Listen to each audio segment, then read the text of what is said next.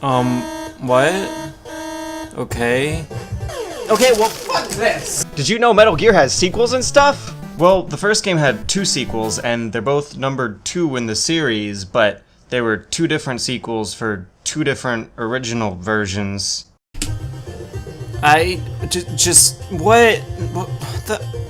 What is that? Everyone remembers the NES version of Metal Gear because that's the one everyone played. After all, the original came out on a console that didn't come out in America, and when they got an entirely different team of people who didn't work on the original, they kinda botched it.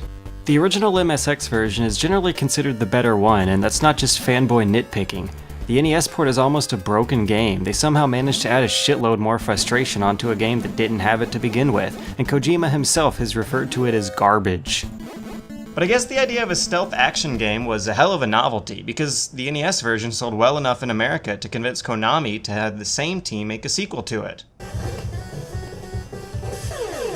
I just don't care anymore. I don't get why. The story goes that Kojima was blissfully unaware that any sequel to Metal Gear was being made at all, and that he didn't even have any plans for it himself. But then one day he met up with a coworker on a train who let him know that they were making one for the NES version, and so Kojima was just like, "No, I can't let this be." He supposedly drafted out the entire plot of his own sequel to Metal Gear on that very same train ride, and got straight to work the day after. So it was already established way before release that Metal Gear 2 Snake's Revenge on the NES was going to be a way different game than Metal Gear 2 Solid Snake on the MSX. And surprise, the MSX one stole the show again. This is also the game where you can really see the series as we know it begin, even though there were essentially 4 different Metal Gear products out at the time. Snake's Revenge isn't canon, and the stuff that happens in the MSX sequel is actually a pretty critical focal point of the entire series continuity. In fact, this is the one where the style and formula that defines the rest of the whole series happens. And beyond being just a good game by itself, it's also fun to see Kojima's authorial signatures finally come out.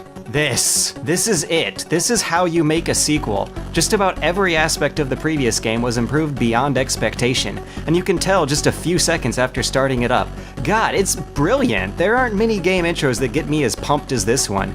The ascending high-key music builds tension. There's a sinister and foreshadowy bass line underneath. The music alone just tells you that shit's really about to go down. Also, Metal Gear has a penis. Check that out. So you start the game up and hey, I recognize that guy. And oh, it's the Soliton radar system! And you can do that little crouchy thingy! Also, guards now have a 45-degree cone of vision rather than a line of sight, so you can't just dance right next to them anymore. They move between multiple screens now, which means that you have to keep track of them using the radar so they don't stumble onto you doing something embarrassing. It makes these levels really dynamic and lively. Enemies are constantly moving around in and out of them, even when you can't see them do it. That's awesome! How hard was that to pull off?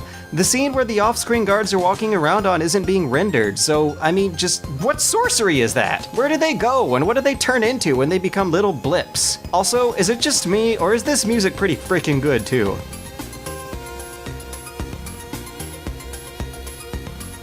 So every time you get spotted, the radar jams and you go into alert mode. You know the drill, you have a few seconds to run away and hide, and if no one finds you, everything gets turned back to normal. Compared to the straight-up gunfights of the previous game, it adds a hell of a lot more tension.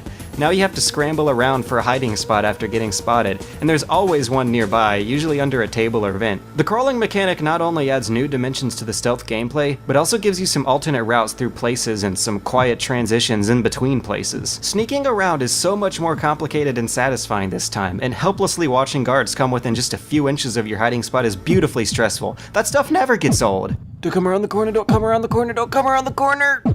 Whew. It's weird that I'm gushing all over this game because I actually had to use a strategy guide a lot more on it than I did the last one. That's partially because it's one of those old games that makes you input something from the manual to prove you didn't pirate it. Halfway through, the kernel tells you to look at a screenshot in the manual for the next phone number you need to call. Sound familiar? Beautiful, compassionate eyes. It's easy enough to just look it up online, but you sure as hell don't have the manual if you're playing it nowadays in America. Plus, it doesn't really feel like it adds anything to the gameplay.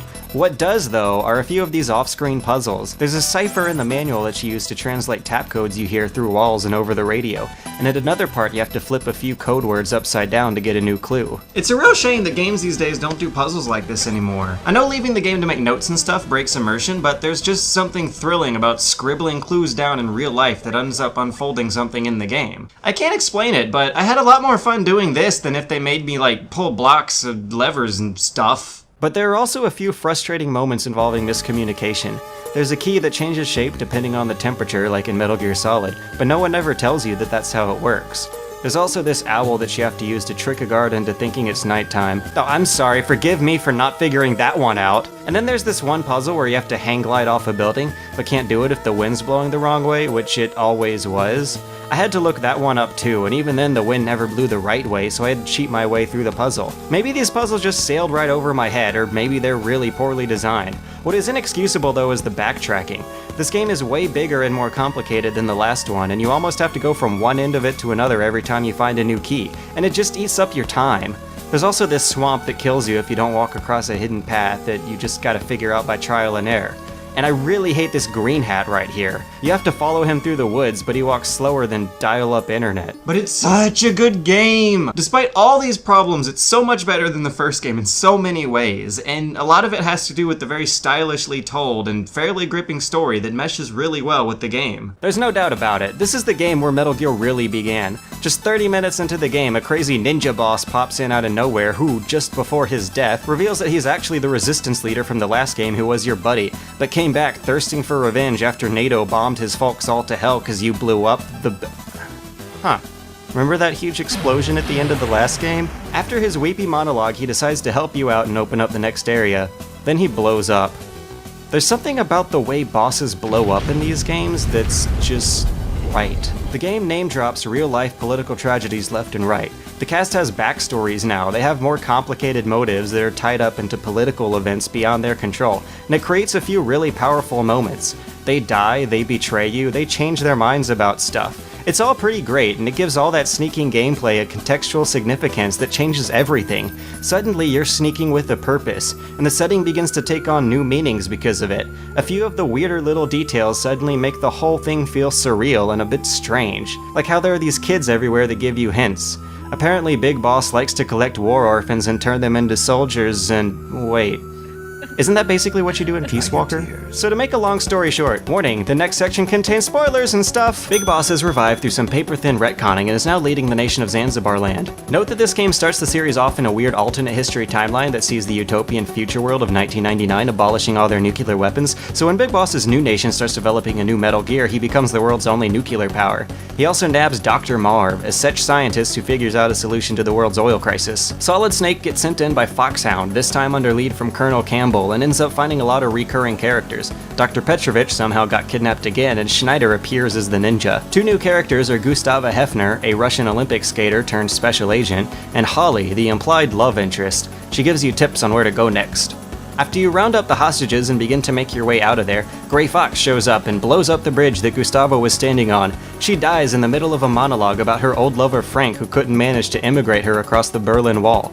Gray Fox is revealed as a secondary villain to Big Boss, though the reasoning why isn't explained yet. Eventually you find that Dr. Petrovich betrays you because this time he was actually working for Big Boss willingly because he couldn't find a job in America after the previous game's incident. Dr. Marv was dead all along and hid the secret to solving the world's oil crisis on an MSX game cartridge. You nab the cartridge and face off against Gray Fox, who reveals that Big Boss saved his life twice during childhood and raised him as a soldier since, just like all the war orphans living in Zanzibar. He actually hates war and has tried to break out of it, but a failed relationship pulled him back in. During the boss fight, it's revealed that Gustavo was his former lover. It's a bitter, tragic, and ironic twist that actually isn't thrust in your face that hard. He unknowingly killed his last chance for a peaceful life and now has nowhere else to go.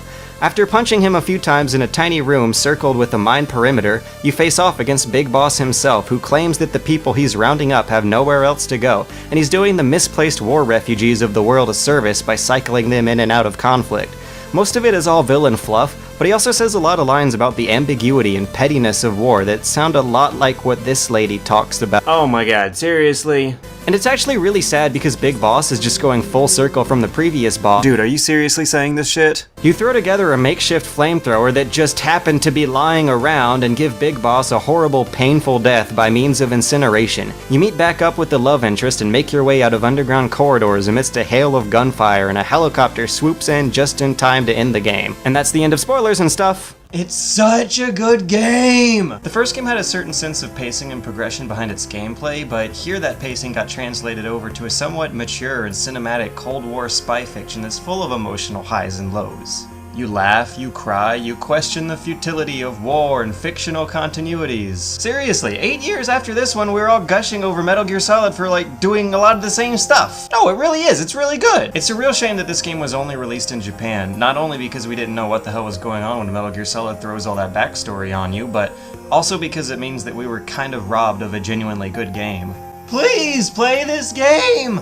It's hard to like Metal Gear 1 without putting it in some kind of historical context, but Metal Gear 2 legitimately stands on its own as a good game by itself. After all, this was my first time playing it, so it must have aged pretty damn well. It deserves your nostalgia! It's an effective combination of sight, sound, play, and story, and isn't that everything a good game needs? If this game had a wider audience, it could have easily been remembered with the same kind of reverence that everyone remembers the next game. But I guess you never hear anyone talk about it because they just didn't play it as a kid. Please! History's a bitch, isn't it? Next time, this shit is gonna get even more stupid.